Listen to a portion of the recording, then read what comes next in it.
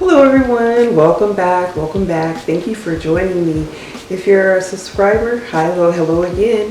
If you're new to my channel, this is Just Kay, where we talk about everything that is health, mind, body, and soul. I'm glad to have you. Right now we're focusing on spiritual health. Got my little notes here so that I can keep things in focus. As promised, today I want to give you some practical ways of taking care of your spiritual health. As I told you in the last video, you can refer back to the just last video. I don't think you have anything better to do. Watch them all. They're all informative. But in the last one, we talked about the basics of spiritual health. I gave you a little bit of the religious aspect of my spiritual health journey. Just kind of just to let you know where I'm coming from in full body spirituality. So let's get into some practical things you can do to make sure your spiritual health is doing well. Remember, spiritual health is mind, body, and soul. It's the whole you. With one being off, the other two are off. You can't have one that's not working right without the other one. That would be like having low pressure on your car tire, but your car doesn't turn a little funny. If that makes any sense. I don't know how that analogy. Look, I was raised by a dude. Practical things we can do for our spiritual health. We're going to start with exercise. Exercise for the body, it strengthens the heart, it improves circulation and muscle tone, it lowers the risk for high blood pressure. I did do a video on high blood pressure. It's a symptomless disease, so please go back and refer to that video. It helps prevent high cholesterol, heart attacks, strokes. In the mind, it releases chemicals like dopamine and endorphins that make you feel happy, and it gets rid of the chemicals that make you feel stressed. There are all kinds of ways you can exercise: walking, jogging, sports, dancing, biking, swimming, yard work. You can go to the gym and do things like lunges, squats, yoga. If all that fails, because I know that there are some of us who have probably been told by our physicians that getting our heart rate up is not the best idea, there is a breathing exercise that is supposed to strengthen your core that I'm actually kind of researching right now, and I will, in a future video, we're going to do that together so we can see if that works. Another thing you could do is, doctors will tell you cleaning up your house is not the best way, it's not exercise. It makes me think they have maids, because cleaning up your house is some work.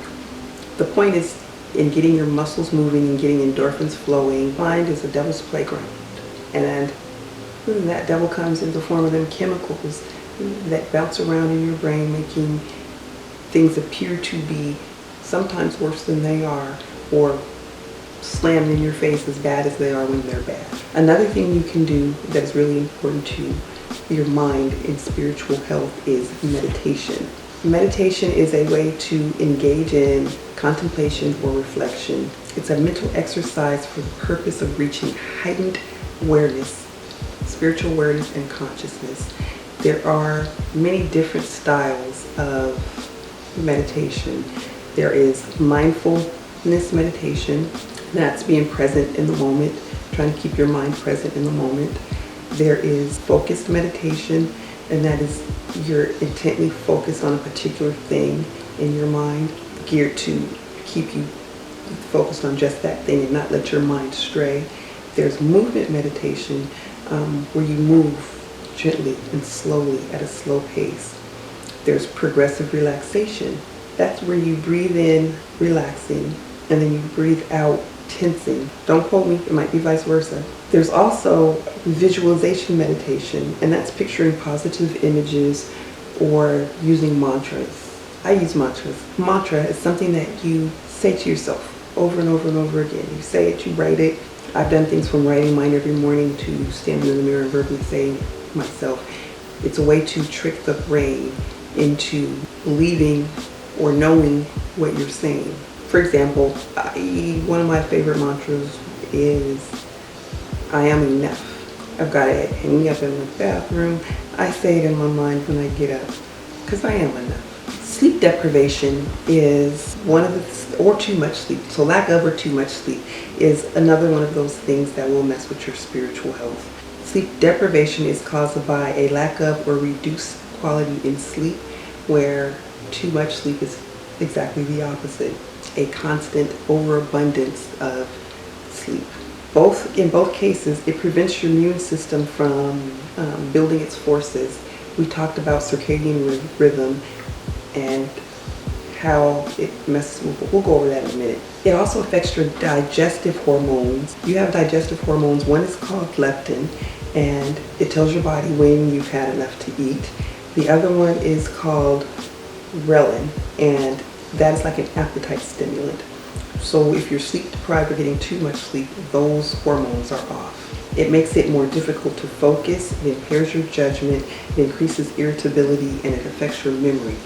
In both cases, it's too much sleep or too little sleep. As well as sleeping longer than usual can cause headaches, body pain, and cognitive impairment. So you want to be careful about that.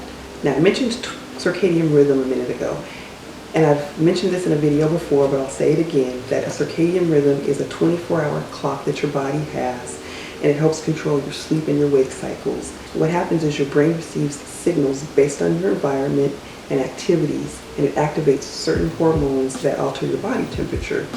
It regulates your metabolism, and that either keeps you awake or helps lull you into a sleep.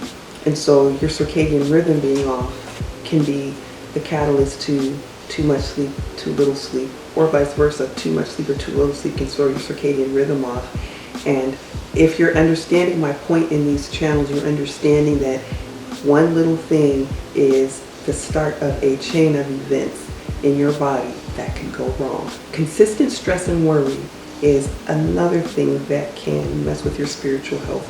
Over a period of time, it contributes to long-term problems like heart disease, because when you're stressed, your heart rate is up, and it elevates the stress hormones in your body, which elevates your blood pressure.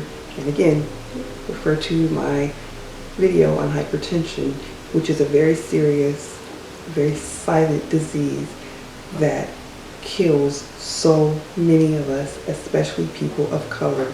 The environment we live in, the food deserts many of us are forced to shop from, the medical deserts many of us are forced to get our care from. All of that plays part in the stress that a lot of us face today, and all of that plays part in high blood pressure. And many of us are walking around with high blood pressure and do not know it. Don't think because you're 25 you don't have high blood pressure. And don't think because you run 2 miles every day or you go to the gym 3 times a week you don't have high blood pressure. I just want you to be aware. If there's one thing I could get you to do, I would have you check your blood pressure. And in a future video, I'm gonna show you just how to do that. Those are some practical things we can do, guys. So I've given you some practical things that impede your spiritual health, and the nutshell of that will be watch what goes into your body, be aware of the stressors around you, be aware of your environment, understand that just like you, most of the things around you is an energy, and you get to decide the way that energy flows. Get enough sleep, but don't oversleep, and keep your body moving, y'all. Keep moving.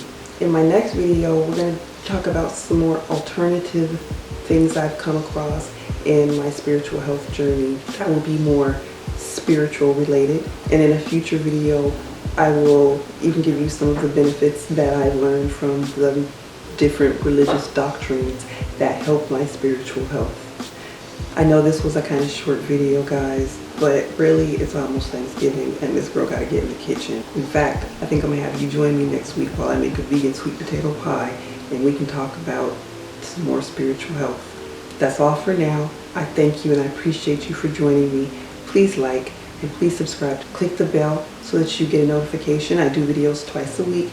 And share. Let somebody know. Let's build our family. Let's become one big, healthy, happy tribe together. I thank you guys. Bye.